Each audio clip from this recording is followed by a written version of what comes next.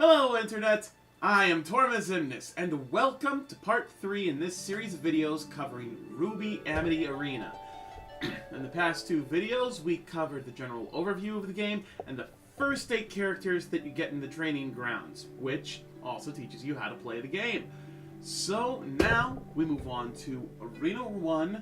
As with the previous video, I have organized everything into hunters, non-hunters, and Grim, and subcategorized them by level of aura, rather how much aura they consume when you deploy them. And let's not keep you guys waiting for long though, and dive right in. But before that, if you like my videos, please be sure to subscribe for more and turn on notifications so that you'll never miss a new video. And if you have something you want to ask, or something you would like to say, be sure to leave a comment in the comment section down below the video. And now for the RWBY game stuff that we are all here for. First, we start off with Nolan, who has a cattle prod for a weapon. Nolan only takes 1 aura bar to deploy, so he is very squishy.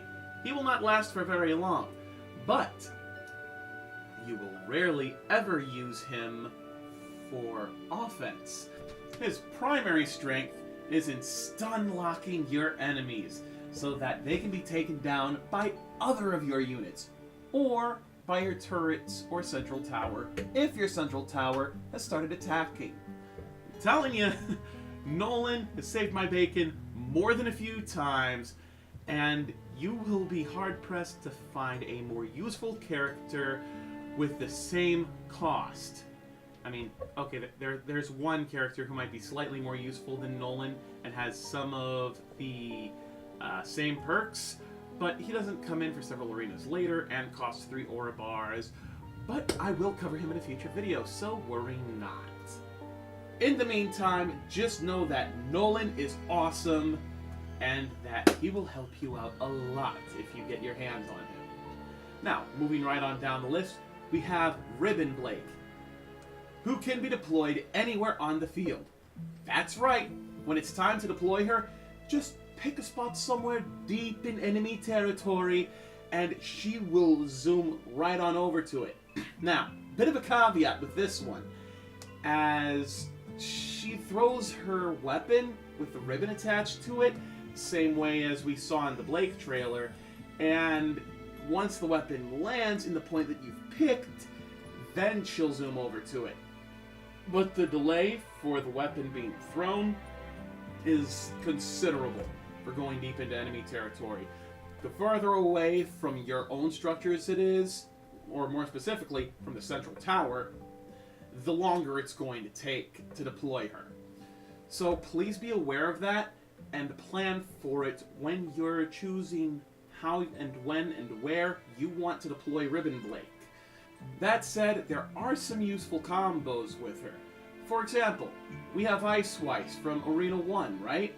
So you could just go for the Arctic Shadow combo, where you deploy Ribbon Blake, and then while her weapon is still in its arc over to an enemy turret, you deploy Ice Weiss right at the boundary between your area and your opponent's area. Ice Weiss will take a couple of hits going in, but the moment she's close enough to the turret, you activate her skill and you choose the area the turret is at in order to hit it and freeze it. You do it right. Not only will the turret be frozen, but Weiss and Blake will be there basically at the same time. So that means you'll now have 2 wailing against a defenseless turret while it's frozen.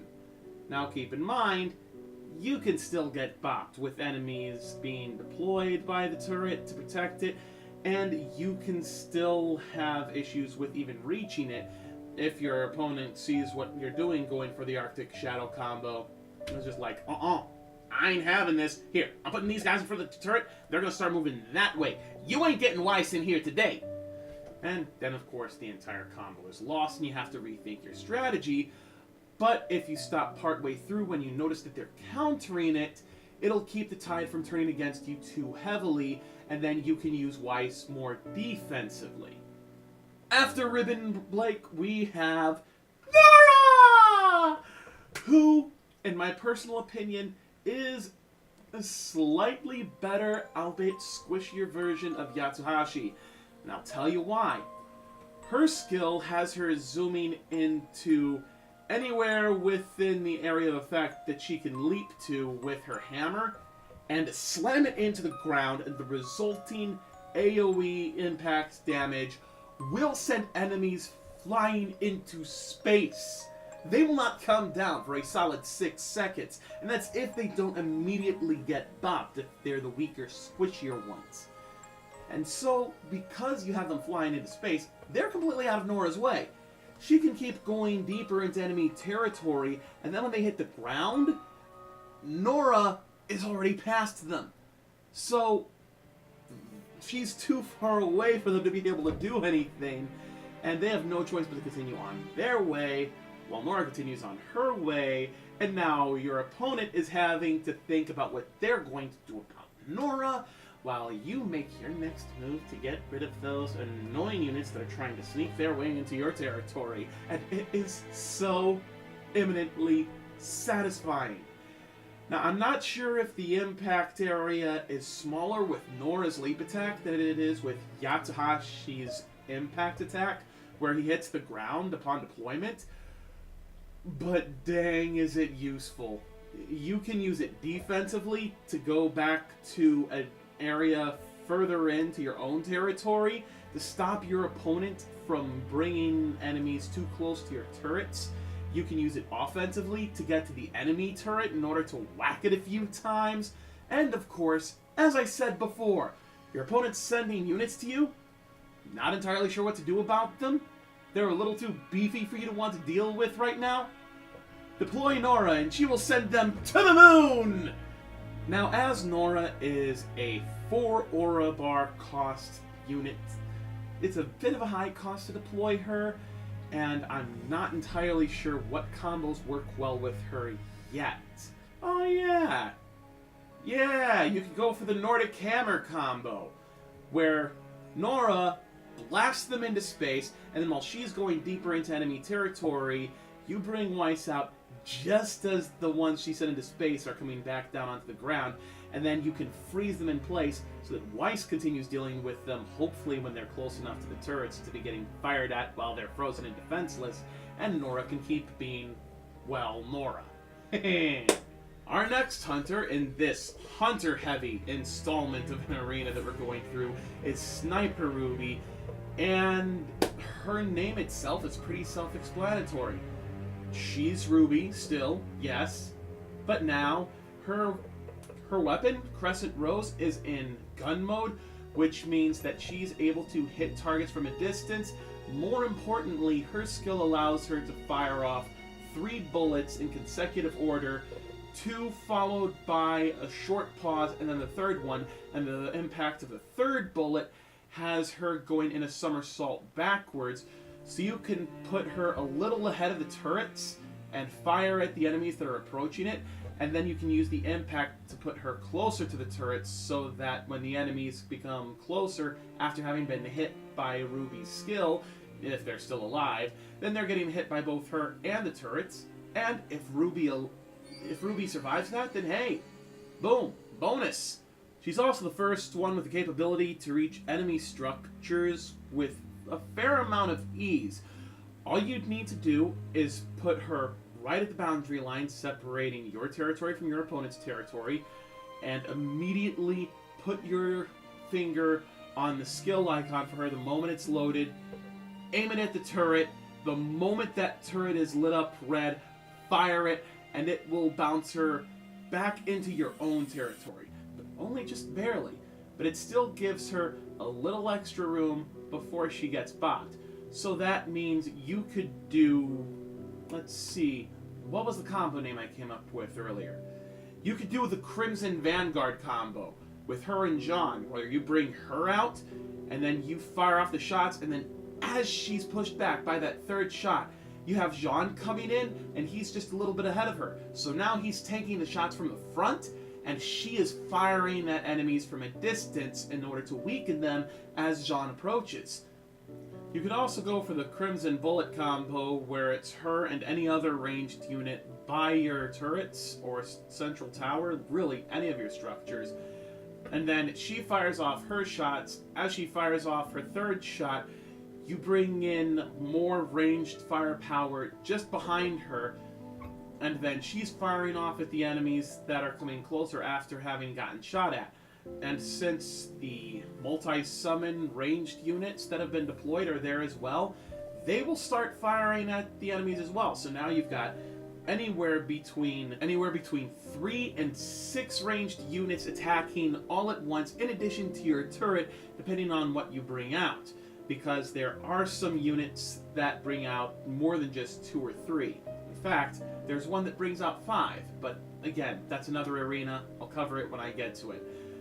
Bottom line is, whether you're using Sniper RWBY offensively or defensively, the girl can do a fair amount of damage, and she is great for crowd control when you've got a bunch of enemy units coming after you. Especially when they are the weak, squishy, baby scorpion units. Those are easily taken out by her bullets, and if you're hitting them off from the side, okay, you can't get all of them, but you can get at least half of them, if not more than half of them, and the turret can clean up the rest most of the time, so you're good. Now, I just realized that I haven't been stating how many aura bars each one uses as I'm going down them. So, for a quick review, Nolan, shock attacks, 1 aura bar, best used defensively. Ribbon Blake, 3 aura bars, can be deployed anywhere on the field. A bit squishy because of it though, even though she's a melee fighter.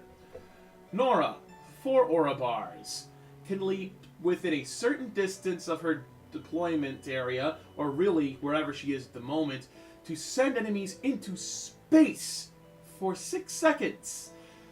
Which is amazing. And can also bop weaker enemies.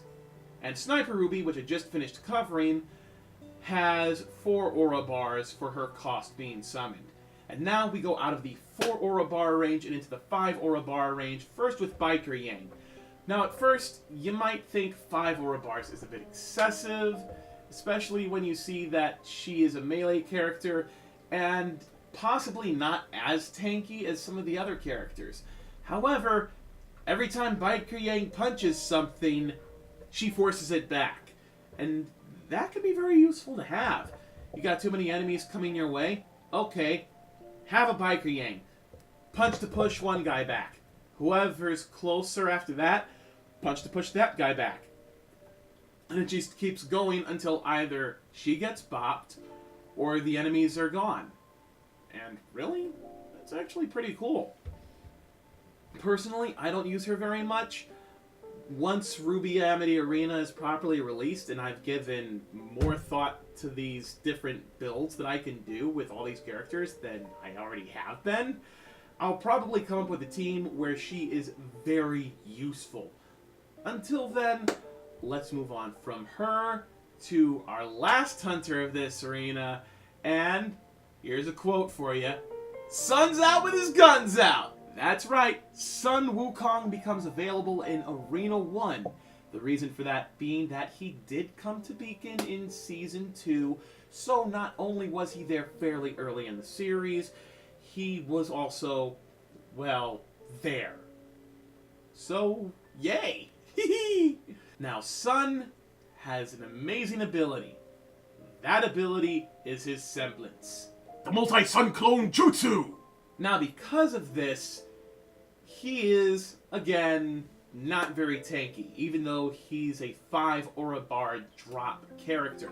However, he's still less squishy than a 1 aura bar drop character, and you can send 4 sun clones anywhere within a certain area of effect of him. Again, most of these are within a certain amount of the characters. It's only a few that you can do literally anywhere on the field, and those are the more broken ones.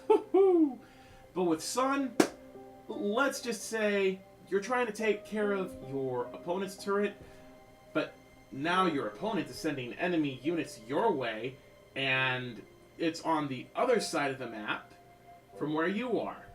Okay, multi-sun clone jutsu. Now your opponent's units are dealing with 4 of Sun Wukong, while the original Sun Wukong just keeps strolling on over to that other turret.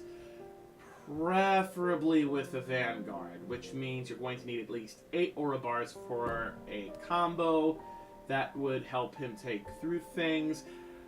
I personally would ascribe to the Sunbro combo, where you have Jean tanking the hits from the front, and you've got Sun in the back, and when Sun is not dealing with enemies on the other side of the map, then he can just send his Sun clones ahead of Jean to wreak some havoc, make everyone weaker, and then by the time Jean and Sun reach the area, all they gotta do is lay in a few hits and the enemy units are down.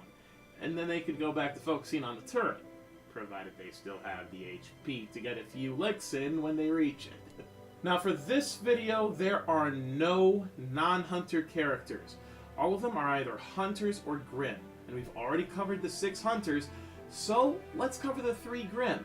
And yes, this has one more character than the training grounds. Now, the Grim. There are 3 of them. The first 2 cost 3 aura bars, and the last one costs 5. The first of the 3 are the baby Deathstalkers. And I kind of regret how I described them in my notes now, because all I put down was shitty Zerg Rush. I hadn't really understood how useful they can be, depending on how you use them. I am going to try using them a little more defensively. The reason for that is when your opponent is getting close to your turret, and there's like 15 baby Deathstalkers all coming at them all at once while taking damage from said turret, it ties them up long enough that they should be able to get bopped with at least a few of your baby Scorpions, or rather, baby Deathstalkers, being able to walk away from the turret to take on anything else that's coming its way, or to be able to go after enemy structures. Until we get Emerald. But that will have to wait. Next up, we have the Lancers. There's really not much to say about them. They're basically the same as any ranged unit that doesn't have a set skill. The primary thing that sets them apart is the fact that they are Grim, and the fact that they are airborne. I personally do not know how they compare to the other ranged units, because, again, I didn't really focus all that much on the weaker ranged units when I was playing before, and that's because I was playing as offensively as possible during the first day or 2. I started having a bit more of a rounded tactic for approaching things, where I would do a mix of offensive and defensive play. But yeah, between the Lancers, the AK-200s, and the White Fang Gunners, you now have a few different options for ranged units to pair up with your tanks when you're going into enemy territory. Obviously, there are units with better effects and better chances at survival, but if you're having trouble getting a hold of them, or you just don't want to pay the higher aura cost, then you can grab a couple of these guys, slam them into your party, and then just shoot them in as part of a combo, or for defending your turrets. And, yeah, that's pretty good. And for our final entry in Arena 1, we have the Borbon Tusk. And allow me to emphasize and impress upon you how the Borbon Tusk is the squishiest 5-drop melee fighter ever in RWBY Amity Arena. And let me tell you why. Because it's got a great rolling attack that allows it to cover distance quickly and also do a lot of damage on the initial hit. Because of that, the devs needed to balance out its power somehow, so it can be bopped without too much trouble. But if you can get it in there, boy howdy, will the initial impact wreck one of your enemy's structures, and just so much damage. However, while I can see how that will be useful, I personally don't plan on using it, and that is specifically for the fact that the Borbon Tusk is squishy, and that it's a high-risk, high-reward kind of situation, and I need something a bit more stable, a bit more certain, and perhaps a bit more cheese Yes, I do like having cheese potential in my characters. That is why I run some of the ones in my loadouts that people will absolutely hate. But I can't get to more of those until we reach Arena 2, and trust me, Arena 2 has some good options lined up. But, like I said, I can't get to that until the next video. So, for now, if you enjoyed watching, please subscribe and turn on notifications so that you'll never miss a new video in the future. I will leave my subscription thing here, and a couple of videos here and here for your enjoyment. And until next time, this is Torma Ximnus signing off. Stay frosty, my friend.